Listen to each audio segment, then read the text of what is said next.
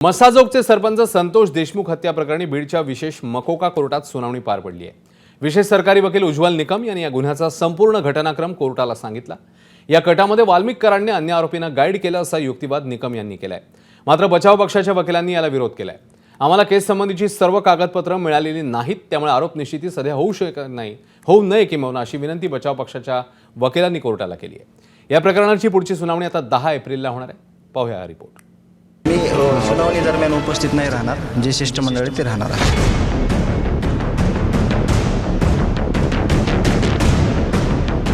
मला थोडं मानसिकता माझी होत नाही, म्हणून माझं शिष्टमंडळ आमच्या गावातलं बसणार आहे।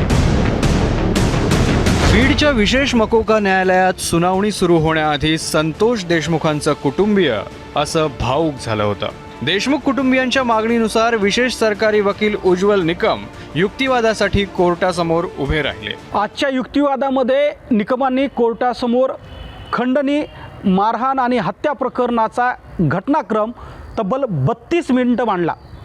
यावेळी कोर्टामध्ये वाल्मिक कराडचे वकील विकास खाडे आणि त्याची टीमसुद्धा उपस्थित होती। विशेष म्हणजे संतोष देशमुख हत्या प्रकरणाचे सर्व आरोपी हे व्हिडिओ कॉन्फरन्सिंगद्वारे यावेळी कोर्टामध्ये हजर होते। उज्ज्वल निकम यांनी 26/11च्या केसचा दाखला देऊन संतोष देशमुख हत्या प्रकरणाची केससुद्धा ओपन करावी अशी मागणी कोर्टासमोर केली। कोर्टात निकम यांनी कसा युक्तिवाद केला ते पाहूयात। अवादा कंपनीकडे खंडणी मागण्यात आणि देशमुखांची हत्या करण्यात वाल्मिक कराडच मास्टर माइंड होता। जगमित्र साखर कारखान्याच्या कार्यालयात वाल्मिक कराडनं खंडणी मागितली। 29 नोव्हेंबर 2024 रोजी विष्णू चाटेच्या कार्यालयात एक बैठक झाली। यावेळी कराड हजर होता। या बैठकीला आरोपी विष्णू चाटे, सुदर्शन घुले हेही हजर होते। अवादा कंपनीच्या सुरक्षा रक्षकाला घुलेनं मारहाण केली। सुदर्शन घुलेनं देशमुखांना धमकी दिली।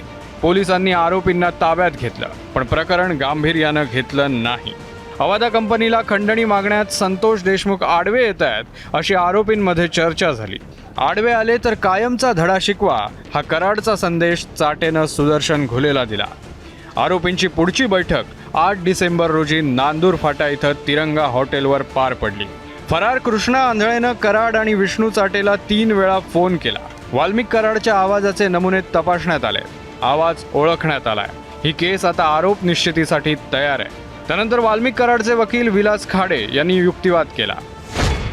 केस संदर्भातील सगळी कागदपत्र आम्हाला देण्यात आलेली नाहीत, त्यामुळे सध्या आरोप निश्चिती करू नये अशी कोर्टाला विनंती आहे। आपण म्हणता म्हणून केस ओपन झाली असं होत नाही। कागदपत्र मिळाल्यानंतर आम्हाला अभ्यासासाठी 10 दिवसांचा वेळ द्यावा। त्यानंतर न्यायाधीशांनी पुढची सुनावणी 10 एप्रिलला होणार असल्याचं सांगितलं आणि न्यायालयाने सांगितलं की हा कट म्हणजे एक कंटिन्युइंग क्रिमिनल कॉन्स्पिरसी आहे। हा कट 2 किंवा दोघांपेक्षा अधिक आहेच, परंतु हा कसा वाढत गेला आणि यातील आरोपी कसे दोषी आहेत। यातील एक फरारी आरोपी आहे, त्याच्याबद्दलही आम्ही कृष्णा आंधळेबद्दल न्यायालयाला विशद केलं की याचा देखील या गुन्ह्यात सहभाग कसा आहे। जो गँग लीडर सुदर्शन घुले आहे, हा मुख्य आरोपी जो वाल्मिक कराड याच्या म्हणण्यानुसार कसा वागत होता हे देखील आज न्यायालयात आम्ही स्पष्ट केलेलं आहे। आरोपींना सगळी कागदपत्र त्यांना जी हवी होती ती देण्यात आलेली आहेत आणि तसंच याचे पुढची स्टेप म्हणजे 10 एप्रिल ही तारीख ठेवली आहे। 10 एप्रिलला आरोपीतर्फे आम्ही कोर्टाला एक चार्ज देऊ की न्यायालयाने यांच्यावर कोणकोणते गुन्हे हे करावेत, चार्ज फ्रेम करावा अशा तऱ्हेचा आम्ही विनंती अर्ज देखील 10 एप्रिलला कोर्टात देणार आहोत। आरोपींच्या वकिलांनी डिजिटल पुराव्यांसह सर्व माहितीसाठी नवा अर्ज कोर्टाकडे केला। संतोष देशमुख हत्या प्रकरणाचा खटला आता ट्रॅकवर आलाय, पण किती वेळात तो पूर्ण होतो आणि आरोपींना शिक्षा कधी आणि कोणती होते याकडे सगळ्यांचं लक्ष लागलंय। कृष्णा केंडे, ABP माझा, बीड।